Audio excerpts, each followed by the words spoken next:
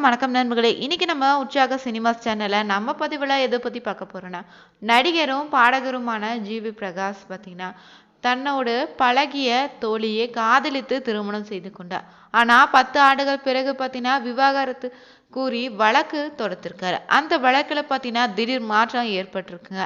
அது என்னன்னு தெரிந்து கொள்ள இந்த ஒரு பதிவை நீங்க கடைசி வரைக்கும் ஸ்கிப் பண்ணாம பாருங்க. மேலும் நீங்க பார்த்தீங்கன்னா ஜிவி பிரகாஷுடைய நடித்த படத்துல உங்க படம் எது ரொம்ப பிடிச்சிருக்கு, உங்களுக்கு பிடித்த பாடல் எதுன்னு மறக்காம நம்ம கமெண்ட் பாக்ஸ்ல பதிவிடுங்க. நீங்க புதியவராக இருந்தீங்கன்னா மறக்காம உற்சாக சினிமாஸ் சேனலை சப்ஸ்கிரைப் பண்ணிட்டு கூடவே இருக்க பெல் பட்டனை கிளிக் பண்ணிக்கோங்க. வாங்க நண்பர்களே, வீடியோக்குள்ள போகலாம். ஜிவி பிரகாஷ் குமாரும் சைந்தவி இருவருமே பார்த்தீங்கன்னா விவாகரத்து கூறி சென்னை முதலாவது கூடுதல் குடும்ப நல நீதிமன்றத்துல மனு தாக்கல் செய்திருந்தாங்க. ஜிவி பிரகாஷ் பார்த்தீங்கன்னா பாடகி சைந்தவி இருவருமே நீதிமன்றத்துல நேரில் ஆஜராகியிருக்காங்க. தமிழ் சினிமாவிலே பார்த்தீங்கன்னா பிரபலமான இசையமைப்பாளர்னு சொல்லக்கூடிய நடிகரமாக இருக்கக்கூடியவர் தாங்க ஜிவி பிரகாஷ். இவர் பார்த்தீங்கன்னா கடந்த 2013ஆம் ஆண்டு தான் தனது பள்ளி தோழின்னு சொல்லக்கூடிய தமிழ் சினிமாவில் பின்னணி பாடகியுமான சைந்தவியை திருமணம் செய்து வாழ்ந்து வந்திருக்காங்க. இந்த தம்பதிக்கு அன்பின ஒரு பெண் குழந்தையும் இருக்குதுங்க. இதனிடையே பார்த்தீங்கன்னா ஜிவி பிரகாஷ் சைந்தவி இருவருமே பார்த்தீங்கன்னா பிரிந்து வாழ முடிவு எடுத்து இருப்பதாகவும் கடந்த ஆண்டு மே மாதம் தான் அறிவிப்பு வெளியிட்டு இருந்தாங்க. இதையடுத்து பார்த்தீங்கன்னா ஜிவி பிரகாஷ் குமாரும் சைந்தவி இருவருமே பரஸ்பரம் பிரிவதாக விவாகரத்து கூறி பார்த்தீங்கன்னா சென்னையில் இருக்கக்கூடிய முதலாவது கூடுதல் குடும்ப நல நீதிமன்றத்தில் மனு தாக்கல் செய்தாங்க. இந்த வழக்கு குடும்ப நல நீதிமன்றத்தில் பார்த்தீங்கன்னா நடைபெற்று வருதுங்க. வழக்கு விசாரணைக்கு ஆஜரான ஜிவி பிரகாஷ் சைந்தவி நேரில் ஆஜராகி இருவரும் மனம் உவந்து பிரிவதாகவும் சொல்லியிருந்தாங்க. இந்த நிலையில பார்த்தீங்கன்னா விவாகரத்து வழக்கு சென்னை குடும்ப நல நீதிமன்றத்தில் இன்று விசாரணைக்கு வந்திருக்கு. ஜிவி பிரகாஷும் பாடகி சைந்தவி இருவருமே பார்த்தீங்கன்னா நீதிமன்றத்தில் நேரில் ஆஜராயிருந்தாங்க. வழக்கு விசாரணையின் போது பார்த்தீங்கன்னா குழந்தை சைந்தவியை கவனித்துக் கொள்வதில் தனக்கு எந்த ஆட்சேபனையும் இல்லைன்னு ஜிவி பிரகாஷ் நீதிமன்றத்தில் முன் தெரிவித்தார். இதையடுத்து பார்த்தீங்கன்னா இந்த வழக்கு குறித்து ஜிவி பிரகாஷ் சைந்தவி விவாகரத்து வருகின்ற அடுத்த மாதத்துல தான் 30ஆம் தேதி தீர்ப்பு அளிக்கப்படுன்னு நீதிமன்ற சார்பில் தெரிவித்திருக்காங்க. இவர்களுடைய முடிவு மாற வேண்டும்னு தான் ரசிகர் பலரும் காத்திருக்காங்க. இந்த விவாகரத்து குறித்து நம்ம வருகின்ற அக்டோபர் 30ஆம் தேதி வரை காத்திருக்க தாங்க வேண்டும். தொடர்ந்து பார்த்தீங்கன்னா நடிகர் தனுஷனுடைய பல படங்களுக்கு ஜிவி பிரகாஷ் தான் இசையமைத்து வராரு. வாத்தி படத்திற்காக சமீபத்தில் ஜிவி பிரகாஷ் பார்த்தீங்கன்னா சிறந்த இசையமைப்புக்கான தேசிய விருதும் இவருக்கு கிடைத்திருக்குங்க. அடுத்ததாக பார்த்தீங்கன்னா தனுஷோடைய இட்லி கடை படத்திற்கும் ஜிவி பிரகாஷ் தான் இசையமைத்து தந்திருக்காரு.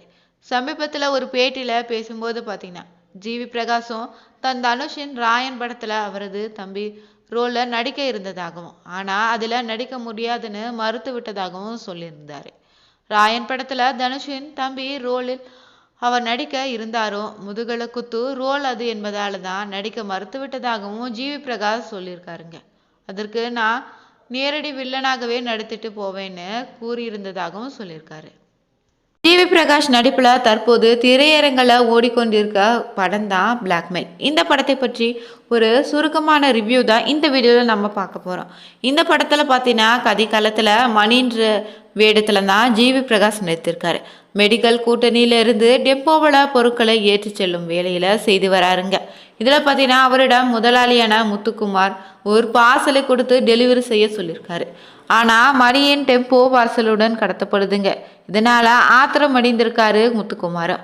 மணியின் காதலி ரேகாவாக தேஜே அஸ்வினி நடித்திருக்காங்க. கடத்தி வைத்து கொண்டு பார்சலை கொண்டு வர வேண்டுன்னு பிளாக்மெயிலும் செய்கிறாங்க. என்ன செய்வதுனே தெரியாமல் திணறக்கூடிய ஜிவி பிரகாஷ் பார்த்தீங்கன்னா லிங்கா உதவி செய்ய முன் வராங்க. அவரே அசோக் ஸ்ரீகாந்த்ங்க குழந்தையை கடத்தினா மிரட்டி பணம் பறிப்பதில் பங்கு தருவதாகவும் மணியிடம் சொல்லி பார்த்தீங்கன்னா ஜிவி பிரகாஷும் ஒப்புக்கொண்டு குழந்தையை கடத்த களமிறங்குறாரு. அவருக்கு முன்பே குழந்தை காணாமல் போயிடுதுங்க.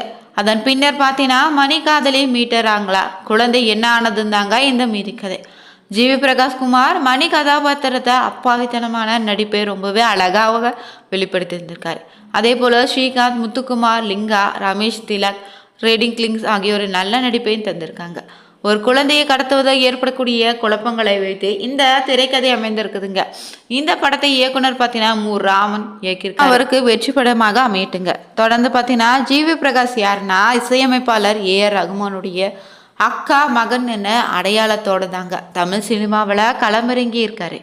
ஜிவி பிரகாஷ் குமார் பார்த்தீங்கன்னா தன்னுடைய திறமையால் ரொம்பவே பிரபலமாயிட்டு வர்றாருங்க. வெயில் படத்தின் மூலம் தான் இசையமைப்பாளராக களமிறங்கிட்டு முதல் படமே அவருக்கு பார்த்தீங்கன்னா செம ஹிட் கொடுத்துருக்கு. அதற்கு முன்னாடி ஜென்டில்மேன் படத்தில் பாடகராக அறிமுகமாயிருந்தார். இப்போது ஹீரோவாக கலக்கி வராருங்க. தற்போது பிளாக்மெயில் என்ற படத்தில் நடித்தது நம்ம அந்த படம் எப்படி இருந்துச்சுன்னு தெரிஞ்சுக்கிட்டோம். இந்த நிலையில் பார்த்தீங்கன்னா இந்த படத்தில் ப்ரொமோஷன் விழா சென்னையில் நடந்துச்சு.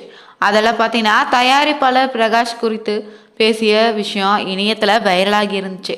அது என்னன்னா, புதிய படத்திற்கு இசையமைப்பதற்கு ஜிவி பிரகாஷ் பார்த்தீங்கன்னா அணுகினீங்கன்னா கோடிக்கணக்கில் சம்பளம் கேட்பாரு. ஆனால் நடிப்பிற்காக நீங்கள் கேட்டிங்கன்னா பணம் வாங்காமல் கூட நடிப்பாருன்னு சொல்லியிருக்காரு. அந்த அளவுக்கு அவருக்கு பார்த்தீங்கன்னா நடிப்பின் மீது பற்று அதிகம் இருக்குதுங்க. தயாரிப்பாளர்கள் விரும்பும் நடிகர் ஜிவி பிரகாஷ்னு தெரிவித்திருக்காங்க. ஒரு கலைஞனுக்கு பார்த்தீங்கன்னா விருதுனா ரொம்ப ஸ்பெஷல் தாங்க. உற்சாகமாக விளைக்கக்கூடிய விருதுகள் ஒரு அங்கீகாரத்தை பார்க்கும்போது நம்மளுக்கு தெரிஞ்சுக்கலாம். அப்படி தாங்க சமீபத்தில் பல கலைஞர்கள் கொண்டாடக்கூடிய விதமாக தாங்க 2023ஆம் ஆண்டிற்கான தேசிய விருது அறிவித்திருந்தாங்க. தமிழில் பார்க்கிங் படத்திற்கு சிறந்த படத்திற்கான விருது கிடைத்திருக்கு. சிறந்த துணை நடிகருக்காக MS பாஸ்கருக்கு விருது வழங்கப்பட்டிருக்குங்க. சிறந்த இசையமைப்பாளருக்கான விருதும் பார்த்தீங்கன்னா ஜிவி பிரகாஷ் விருது பெற்றிருக்காரு. வாதி படத்திற்காக அவர் விருது வாங்கியதுன்னு தெரிவித்துக்கலாம். 33 வருட சினிமா பயணத்தில் பாலிவுட் நடிகர் ஷாருக்கான் சிறந்த நடிகருக்கான தேசிய விருது வென்றிருக்காரு. 2வது முறையாக பார்த்தீங்கன்னா தேசிய விருது பெறக்கூடிய ஜிவி பிரகாஷுக்கு பலரும் வாழ்த்து சொல்லியிருந்தாங்க. அந்த நிலையில் அவருடைய மனைவியும் பார்த்தீங்கன்னா சைந்தவி அவருடைய வாழ்த்தை தெரிவிச்சிருந்தாங்க. 2வது முறையாக சிறந்த இசையமைப்பாளருக்கான விருதை பெற்றதில் நான் உண்மையிலே மகிழ்ச்சி அடைவதாக சைந்தவி சொல்லியிருந்தாங்க. மதிப்புமிக்க நடுவர் குழுவும் தேர்வு குழுவிற்கு எனது மனதார்ந்த நன்றியும் அவங்க இந்த அழகான பயணத்தில் ஒரு பகுதியாக இருந்ததற்கு வாதிப்பட குழுக்கு நன்றியும் தெரிவித்திருந்தாங்க. இந்த படத்திற்காக என்னை தேர்ந்தெடுத்த என் சகோதரி தனுஷுக்கும் நன்றி சொல்லியிருக்காராம். இந்த படத்திற்கான இசையை எனக்கு வழங்க என்னை தூண்டிய எனது இயக்குனர் வெங்கி அட்லூரிக்கும் ஒரு பெரிய நன்றின்னு அவர் தேசிய விருது பெற்ற சமயத்தில் சொல்லியிருந்தாருங்க. பிரகாஷ் பார்த்தீங்கன்னா நடிப்பில் பிளாக்மெயில் என்ற படம் வெளியாகி இருந்துச்சு. இந்த படத்தில் பார்த்தீங்கன்னா ஆடியோ வெளியீட்டு விழாவில் தயாரிப்பாளர் ஜாக்குடி ஆல்ராஜ் ஜிவி பிரகாஷ் குறித்து பேசிய விஷயம் இணையதளத்தை வைரலானுச்சு. அது என்னன்னு பார்த்தீங்கன்னா, பிளாக்மெயில் படத்திற்காக நான் யாருக்காவது நன்றி சொல்ல வேண்டும் நினைச்சேன்னா ஜிவி பிரகாஷுக்கு தான் சொல்ல வேண்டும்னு சொல்லியிருக்காரு. நிதி பற்றாக்குறை காரணமாக 8 நாட்கள் ஷூட்டிங் பாக்கி இருந்துச்சு. ஜிவி தான் அதை முடிக்க எங்களுக்கு உதவியிருக்காரு. நடிகர் ஷூட் ஸ்பாட்டுக்கு வருவதற்கு முன்பே சம்பளத்தை கேட்பதாக கேள்விப்பட்டிருப்பீங்க. ஆனால் ஜிவியோ படத்துக்கு பேசப்பட்ட சம்பளத்தில் பாதி தான் பெற்றார்னு சொல்லியிருக்காரு. சினிமாவில் பார்த்தீங்கன்னா தலை சிறந்த இசையமைப்பாளரில் ஜிவி பிரகாஷும் ஒருத்தருங்க. இவர் முதல் முறையாக அஜித் படத்தில் இசையமைத்தது அவருக்கு பெரிய கிரீடமாக சொல்லுவார். இந்த படத்துக்கு பின்னாடி தான் அஜித் ஜிவி இருவருமே இணையலைங்க. ஆனால் ரசிகர்கள் இவர்கள் இருவருமே மீண்டும் இணைந்து படம் எடுக்க வேண்டும்னு ஆவலோடு தான் காத்து கொண்டு இருக்காங்க. அதன்படி பார்த்தீங்கன்னா தரமான சம்பவமாக தாங்க குட் பேக் அக்லி அமைஞ்சிச்சு. படம் துவங்கிய முதலே காட்சியில் இறுதி கிளைமேக்ஸ் வரையுமே தனது பின்னணி இசையாலும் பாடலாலும் பார்த்தீங்கன்னா படத்தை செதுக்கி இருந்திருக்காரு ஜிவி பிரகாஷ்.